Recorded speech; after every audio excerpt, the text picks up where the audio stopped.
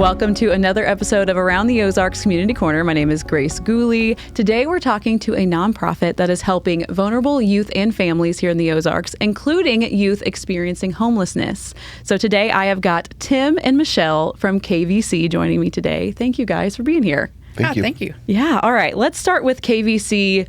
Who are you guys? Why do you exist? What's going on? So KVC Health Systems has been around for quite a long time. Started out as a small organization. KVC originally stood for Kaw Valley Center. Okay.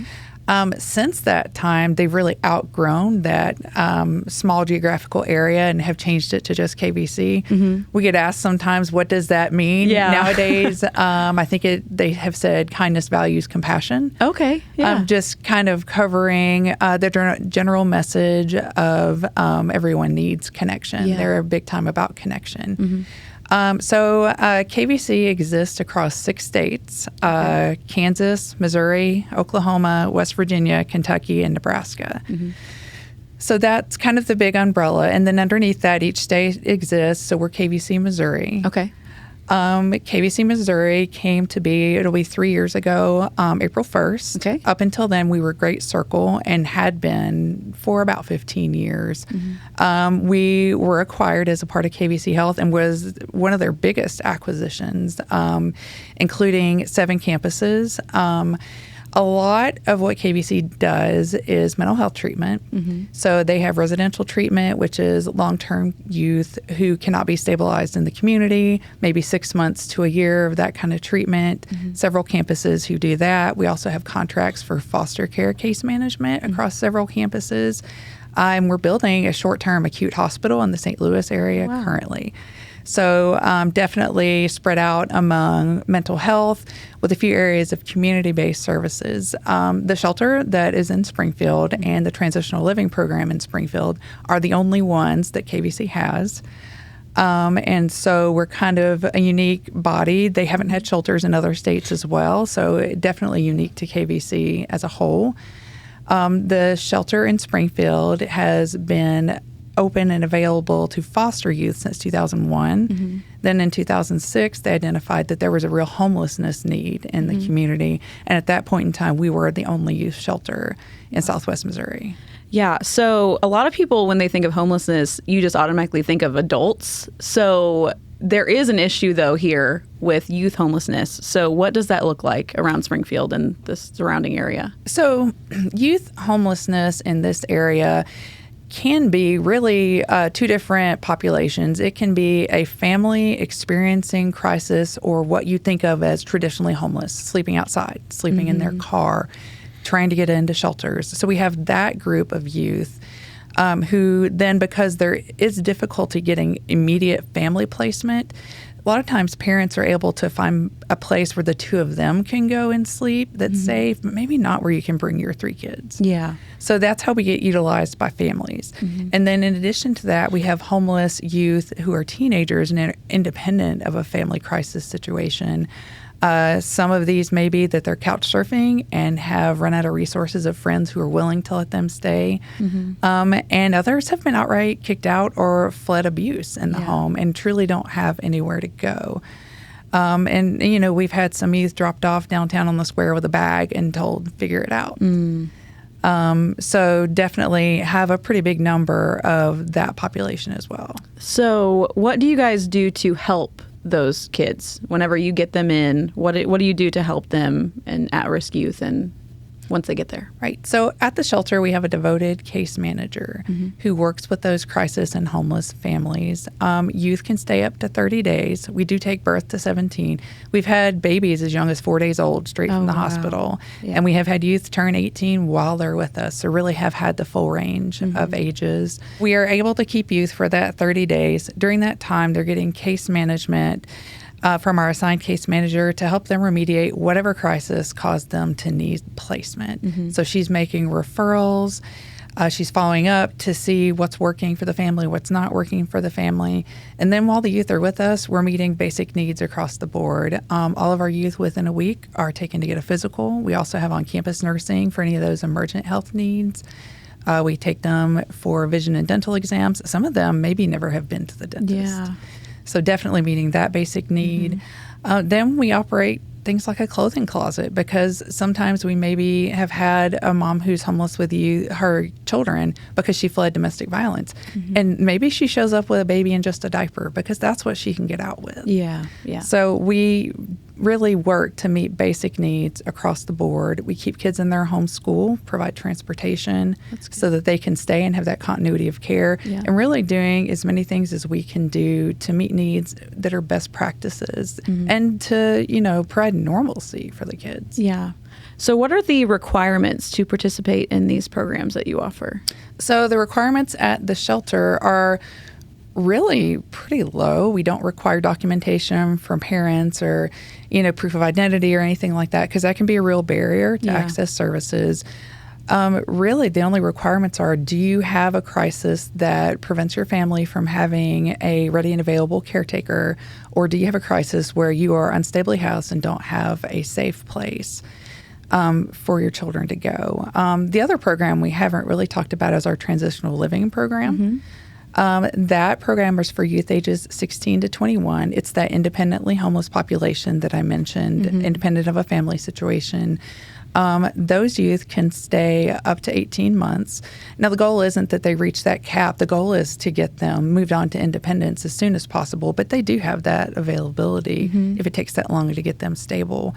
So they would come in, we would do an assessment of what things it's going to take to get them independent. We'd work a case plan with them to reach those goals. And then eventually the idea would be that they move into their own house or apartment and are stable and no longer need our services. So we're working ourselves out of a job with those kids.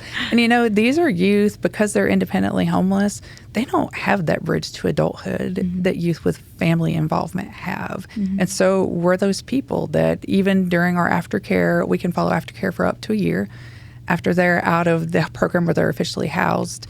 And during that aftercare program, we're the people you call. My car broke down. I don't know where I should take it. What documents do I need for this new type of doctor's appointment? I mean, if you really think about when you were post-high school and college, what were you calling your parents calling for? your parents. I have no idea what to do in any situation. And, I have young adult children right now, and I'm experiencing that. And it definitely gives you a new way to look at the situation, because you really think about, how many times do I get calls from my kids about things I thought we covered, but once you're doing it in real time, independent by yourself, it is difficult, and there are barriers based on, a lack of support, a lack of knowledge.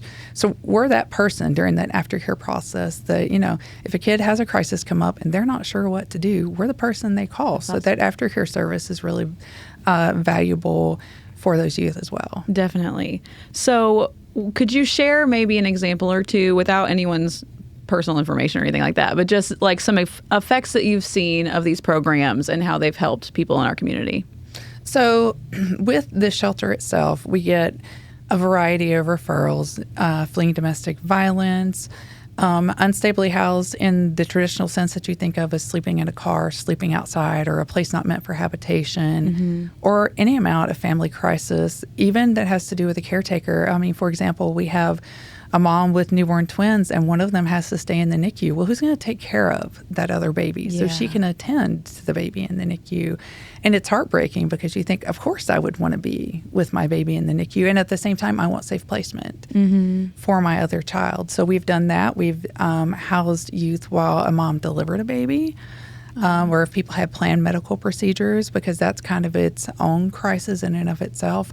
And then those older youth, like I said, being just kicked out, having a youth be abandoned for a week while a mom went out of town for medical appointments for a sibling, and he was locked out of the house, and he just was expected to figure it out. So we do have those situations where it's a crisis for those older youth who need temporary placement. And, sometimes those youth are able to reunify with family. We even have a program where we have funding for Greyhound bus tickets. So if we find an extended family member out of state, we're able to put them on a Greyhound to go somewhere safe. So a lot of interesting things written into our grants that we have funding for, even beyond basic needs, to provide reunification with a stable, safe housing source. That is amazing. Tim, did you have any examples that you wanted to share? So I'm actually kind of new to this side of the program. Yeah. I come from the foster care side of things. Okay. I spent some time working for Children's Division. I'm a former foster parent myself that adopted kiddos. Oh. So, this population is very near and dear to my heart. I was that 16-year-old that was homeless, that was told, go figure it out. Yeah. You don't think that happens, but, it does. It does and happen. I was really one of does. them. Yeah. And when I found out about this program, I was like, I can't wait to jump in. I was helping kids in foster care through what's called a therapeutic foster care program. And so going in and teaching these life skills, budgeting and stuff like that. And I was like, there's a lot of these skills that I can carry over into this program. Yeah, definitely. And I'm a big people person. Yeah. I love getting out. I love talking to people. And when I found out that they had an opportunity for me to get out there and put this out there and help people understand what KVC is. It's like you said, most people are like, what's KVC? Yeah. I've never heard of this. And I get to wave that banner and open a whole bunch of doors. So I'm really excited about that. Yeah. That's awesome. And we're honestly really excited to have Tim because he just has one of those outgoing personalities that you really hope connects with youth on the street, but also with the lived experience. He has context I don't have. Yeah. And that's really valuable for us to have on staff. So how can anyone in the community connect with you guys to either help or get services or anything like that? So we offer a 24/7, 365 days a year on-call line. I do get calls during the night, 3 a.m. This crisis just happened. Can you take us? Yes. Bring your child in the middle of the night. So we also use that same number for our Transitional Living Program admits. So they're able to access us anytime. The phone number is 417-861-4244. And for the most part, they're going to get me and be able to ask questions about either program. That's amazing. I was one of those calls. Oh, wow. That's how I actually met Michelle many years ago, was working for Children's Division. I had a youth that I needed to emergency shelter, and it was 11 o'clock at night, and Michelle answered the phone. There you go. Well, it really works. It does. It really does happen when we say 24/7. It we really mean it, and we is. do get those calls because crisis doesn't only happen during the That's daytime. so true. That's so true. If you are wanting any info on KVC, maybe you want to help out or you are needing the help, make sure that you call that phone number that Michelle mentioned, or you can visit kvc.org. Again, Tim and Michelle, thank you guys so much for joining me today. Thank you. Yep. Thank you for having us.